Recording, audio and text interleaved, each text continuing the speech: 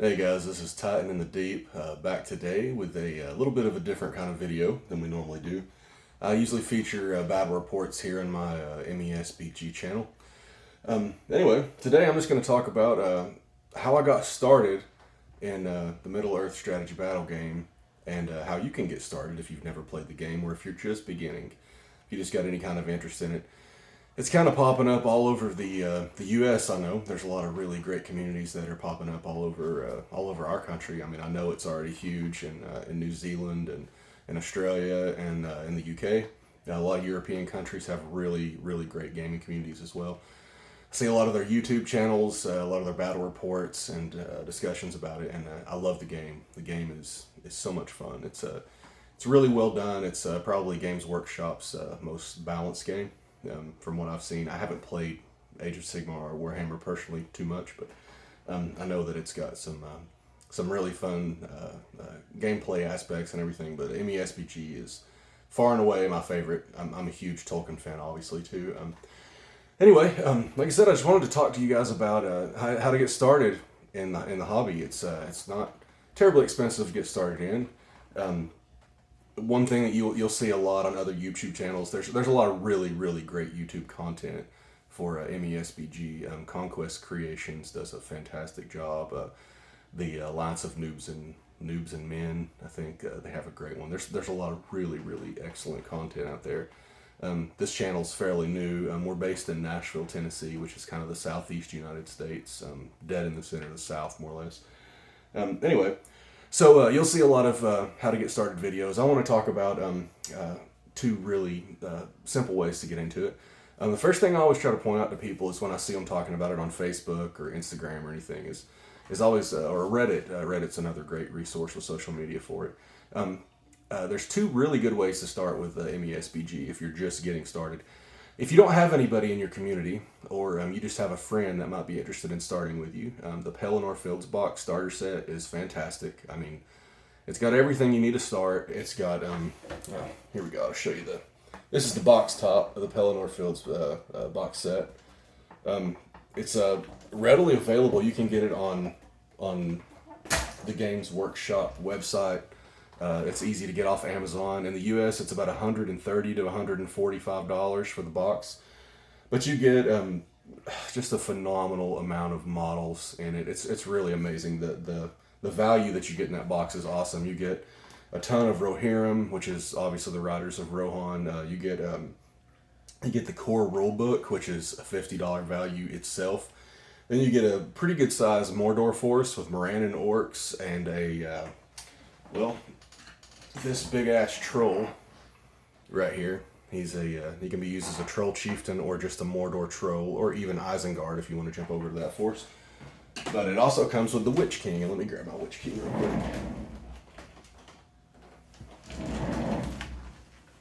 This is the Witch King on Fellbeast. The Pelennor Fields box also has that, this model. You can also, instead of putting the Witch King, you can actually just run a generic Ring Wraith, or just use the generic Ring Wraith as whatever Wraith you want to out of the Mordor list. Anyway, like I said, it's got a really good starter set, a really good set of models, and let's set this back over here quick. The great thing about it is it comes with the core rulebook, like I said, but it also helps because it teaches you a lot of the core rules from the game. Along with Rohan, I forgot to say, you also have the Army of the Dead, so the Dead of Dunharrow are in it. You can ally them together, and it's basically a huge points game. Like, you can play a significant points game with them. It teaches you the basic combat in the game with all of the armies from both sides of the Pelennor Fields box. It teaches you the basic combat of the game. It teaches you how to shoot. It teaches you about throwing weapons. It teaches you about cavalry. It teaches you about monsters, monstrous charge, magic, so much more. That's one of the great things about the Pelennor Fields box, along with obviously all the small rules in it, like how terror works, courage checks, and all that mess.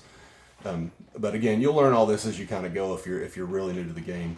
But the game is basically built off of a point system. So we'll say, like, I love my Mourya army. I'm a huge Mourya fan. This is the basic Maurya captain, this little guy by himself, is 35 points. So we'll say you've got, I don't know, some friends at a local gaming shop that are playing MESBG, and you want to play a 500 point game. Well, that means that this guy counts as 35 points base to add his shield, which you can see I converted a Rohan shield on here. It drives my buddy Kevin crazy because he's a big Rohan player. But it bumps him up to 40 because it costs 5 points to add a shield to a hero, or this hero particularly.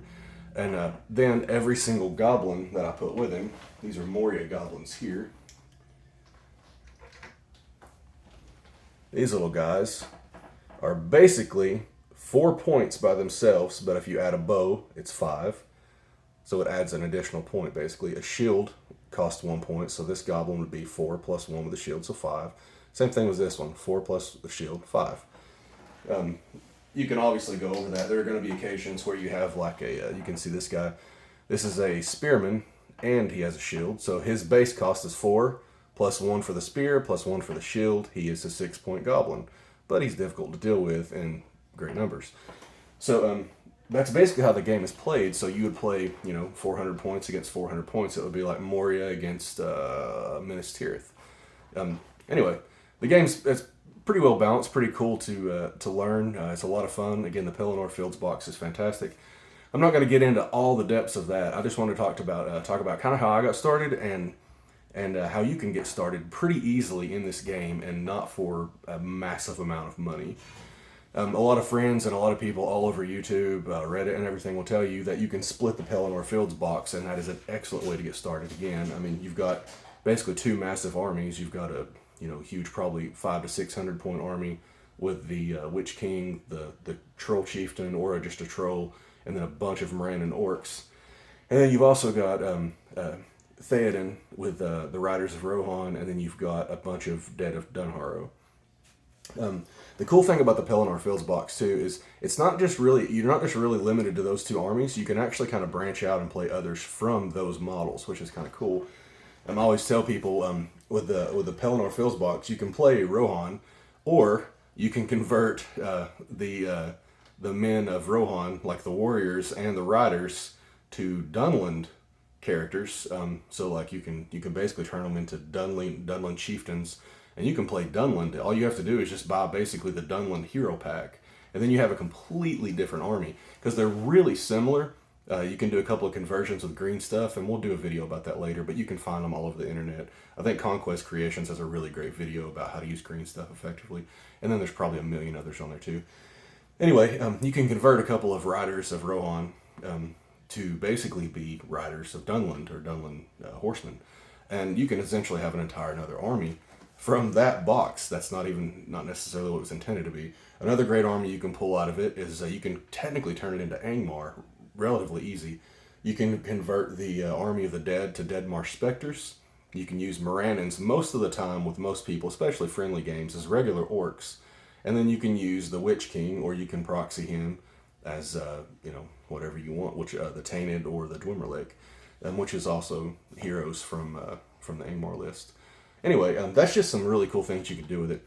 But another way you can just get into the game is I would recommend just jumping on social media, Facebook, Reddit, YouTube, whatever you're on, and looking for people in your area. If you're in Atlanta, there's already a great group. If you're in North Carolina, if you're in Seattle, if you're in Chicago, Washington, if you're in College Station, Texas, they're all over the United States, I know. And I know New Zealand, Australia, and the UK have a ridiculous amount of really great clubs and communities. And that's the great thing about the MESBG group is it's such a welcoming, really cool crowd. There's not a lot of douchebags I've seen, which is really cool. I mean, you get some competitive people in tournaments, but that just makes it fun. I mean, especially when you kick someone's ass. Anyway, so one of the cool things about the game is, like I said, we'll say you're a really big fan of the Siege of Helm's Deep, right? One of the cool things is you can basically just find some hero models. If you just want to get into the game and you don't want to get the box and you don't want to go through all that mess, one of the cool things you can do is this. Let me grab a couple of these real quick. Here is the Urukai command pack. And I realize everything is probably backwards because I'm using a backwards camera on my phone, but what are you going to do? I don't know, maybe I can switch it in the video and that won't even matter and you'll be like, what the hell are you talking about?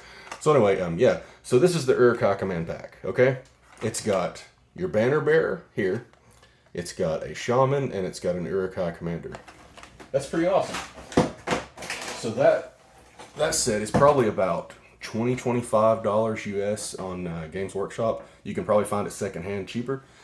Then all you do is go and grab a box of Urukai. You can see all these guys here. Comes with all these guys in the back. This is going to set you back about another $40. It's like 40 to 45 in the US, I believe. And again, you can find them a lot cheaper, typically on Amazon, on eBay, and a bunch of other places. Especially the older models that have been around for basically 22 years, because that's basically how long the game's been around. So now you've got a whole group of Urukai here, which this comes with 20. It's got, I think, 10 pikes and 10 shields. And then you have your commander. So you've got, over 300, I think roughly 300 points with just this box and the commander set. I mean, that's pretty awesome. I mean, that's it. So you're paying like $70 to get started in this game. That's not terrible. Obviously, you'll have to get your painting supplies, your crafting supplies, whatever else you have to have. But that's it, man. If you want to start like a 300 point Urukai list, that's pretty nasty. These are pretty strong. Like once you learn the game, you'll understand Urukai are really tough to deal with. It's pretty simple. And then if you want to expand it further, you can grab some Warg Riders for another about $30. So for $100, you've got about roughly 400 points if you use one of these guys as a commander, or a captain, an Urukai captain, or an Orc captain, I'm sorry.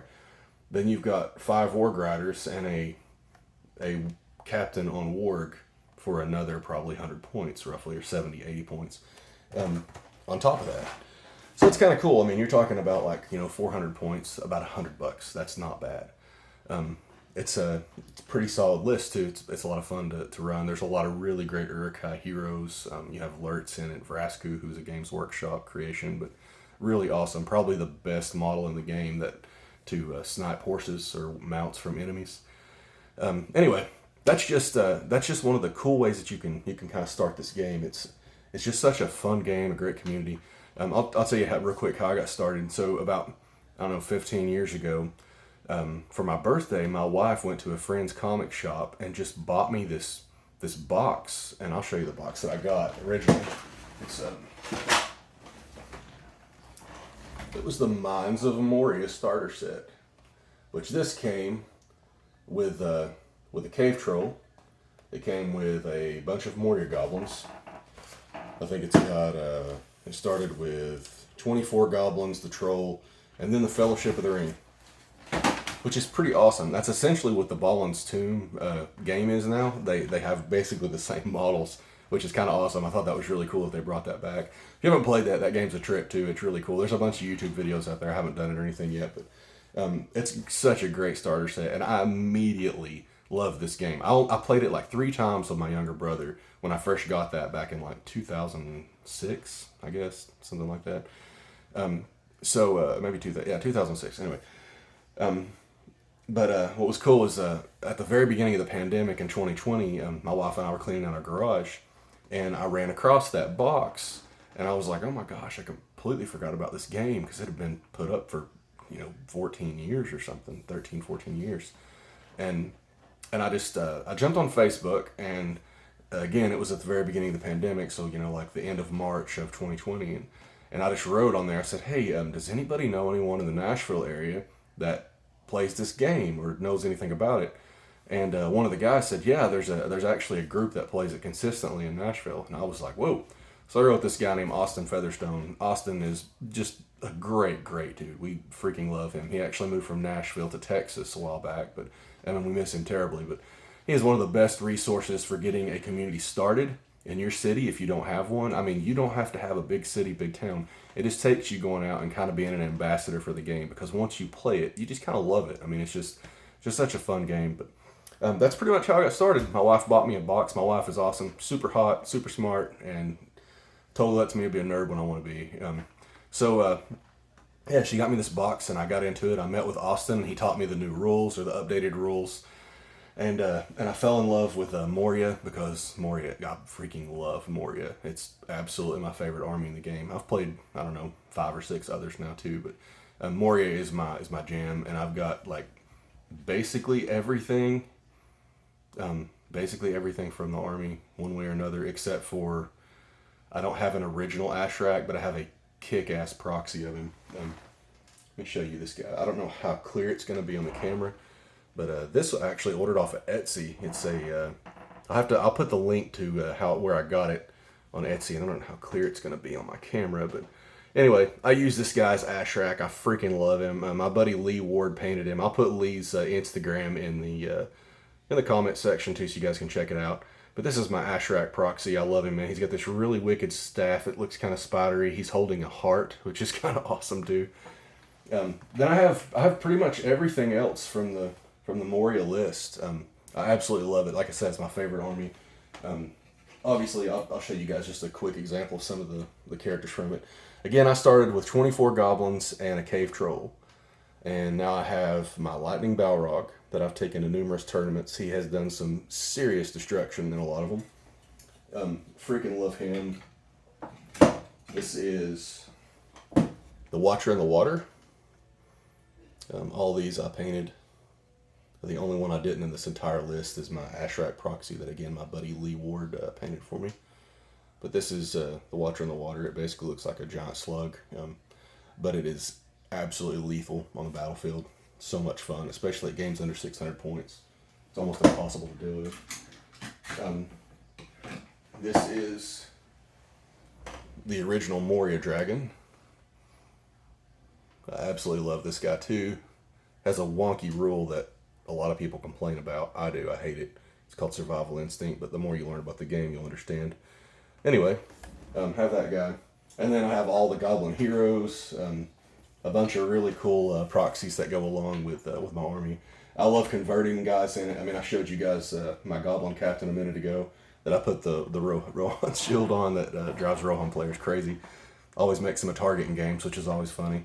And this is my other captain that I converted. He's holding an Urukai shield, you can see here. And I also gave him an axe, which bumps him up 5 points. That's another cool little rule about the game, is you don't have to stick with the war gear that you're given for a lot of the characters. Like, if they're named, you have to keep the same ones. But like just a regular Maurya captain, for 5 points I can toss an axe on him, and I can actually give him a special strike, which we'll talk about in a later video. Anyway, that's just kind of an intro to the game.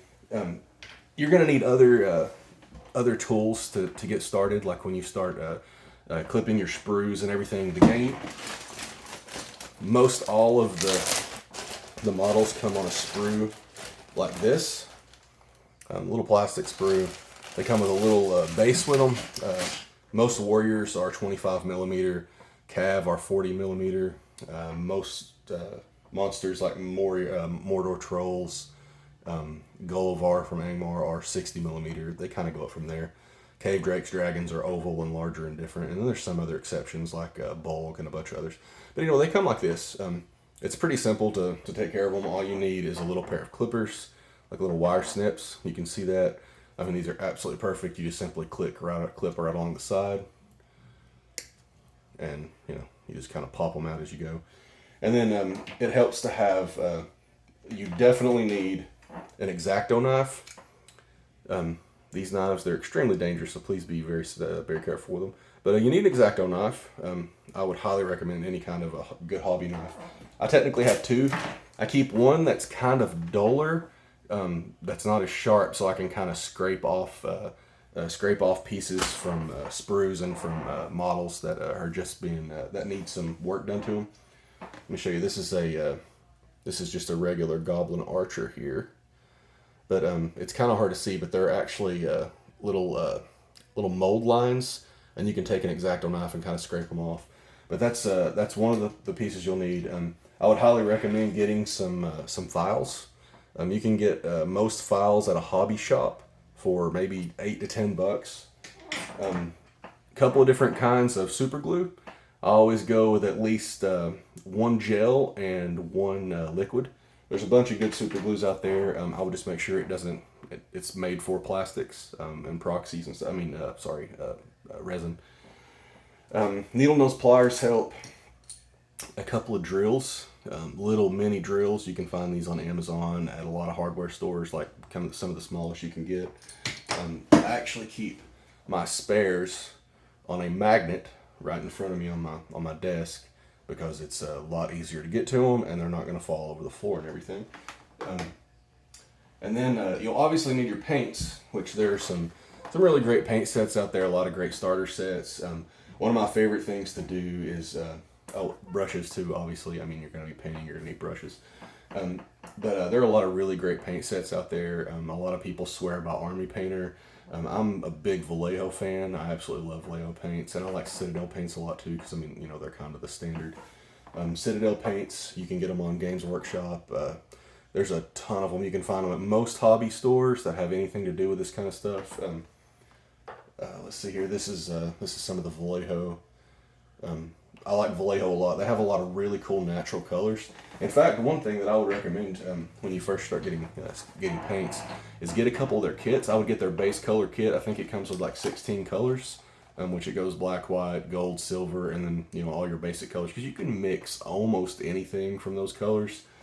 You're going to have, I don't know, some neons and stuff. If you're into weird colors, are going to be a little harder. But one thing I really like about Vallejo is I like getting these kind of sets. I have 3 of these from them. You can see they come with like there's some really cool like grays and greens and browns, and then they have metallics. Like there's an aluminum in this and another one that's really similar. Those are fantastic for doing orcs, for doing hunter orcs, goblins, Urukai, for doing elven cloaks, all kinds of really cool stuff. Like they have some really great colors, and they work so well, and they layer so well. Anyway, that's what I'm saying. I freaking love Vallejo stuff. But again, Citadel does fantastic stuff, and so does Army Painter. I use Army Painter almost exclusively for their tufts for terrain bases. I've got some right here. The Army Painter Frozen Tufts. Use these all around the bases for my models. Like here's one of my Maurya Cave Drake proxies. This is probably my favorite Drake. She has done more damage in every game that I've ever taken to than my Balrog has. Anyway, you can see I use a bunch of those all around the base. This is my Copper Drake, because I painted her just like a snake native to the southeast United States, Copperhead. Anyway, but yeah, that's a lot of the stuff that you're going to need when you first start in the game. I would recommend trying to find some copper wire. There's a ton of them you can find at hobby stores. They help tremendously if you're needing to make like spears or pikes or anything. That's a simple green stuff and brass rod basically that I made as a spear for my goblins that I'm converting. You can do a lot of really cool stuff with this game. Like I said, green stuff helps tremendously. Milliput is fantastic. Green stuff, this stuff right here, it's, you know, it starts yellow, blue. But anyway, you can find this all over Amazon, a lot of hobby stores as well. You can even go to Green Stuff World. That's a really awesome site that has a lot of really cool resources for hobbyists. You can see I made this little banner for this goblin out of green stuff and just some toothpicks. Like that's literally toothpicks. Wrapped it around. And I made this banner with a goblin holding it before I knew that goblins don't have banners. They have war drums. It's been kind of a running joke with our national group for a long time. But I use him as a captain. He's perfect when I run my the Maurya Dragon or Drakes, because, I mean, you know, he's got a little dragon that I freehand painted on his banner there. Anyway, so, man, I guess that's kind of it. If you got any questions or any thoughts, let me know at the bottom, and you know, we can talk more about it. Again, there's amazing resources all over YouTube with some just fantastic channels. A lot of really great battle reports. I'm trying to get that whole science of getting the battle report down. It's a lot of fun. Like, we have a lot of really great guys here in Nashville, and I enjoy playing with them. And the battle reports are fun. I think I only have like 5 or 6 up right now, but I'm going to slowly put more out as I get out, obviously, but or get more games in. We're going to try to have a little mini tournament this coming weekend here in Nashville, and then we have one every single weekend. That's what I was going to say earlier and kind of forgot. If you're just trying to build your community in your city, don't give up. I mean, because there are a lot of Lord of the Rings, a lot of Hobbit fans, a lot of Tolkien fans out there. In fact, there are a lot of wargaming fans that don't even realize that this is a game, and if they ever got into it, they would always be into it.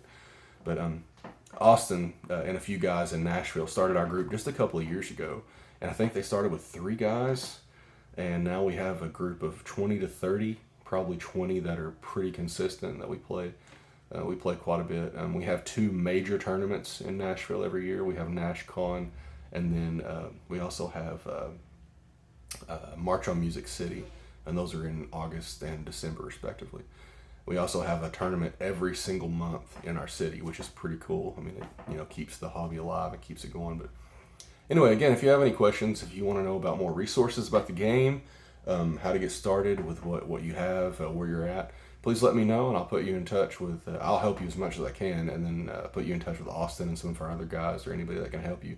This isn't just for the U.S., obviously. I mean, if you are in the U.K., Scotland, Ireland, you're in Australia or New Zealand, wherever you're at, I will be happy to help you. Because again, I love this community, love the game, appreciate Games Workshop for putting it out and for continuing to do it. We're hoping that when Amazon releases their series in I think September this year, this 2022, it's going to help push the game even further out there. Because I mean, I would imagine I think they have 4 seasons already signed up, 3 or 4 seasons. So I hope they get a hold of that and they start putting out second age material for it too, or more second age stuff. Anyway, yeah, I guess that's it for the video. Thanks again for hanging out, for checking out our videos here, and for supporting the channel. Please just subscribe, like, share the videos, especially in groups that you know. Anyway, thanks again, guys. I'm going to jump off here and I'm going to go grab some dinner. Yeah, God bless. I hope you guys have a lovely evening or day, wherever you're at, whenever you are. And I'll catch you guys really soon with some more battle reports. I may put up a couple this weekend or something. Anyway.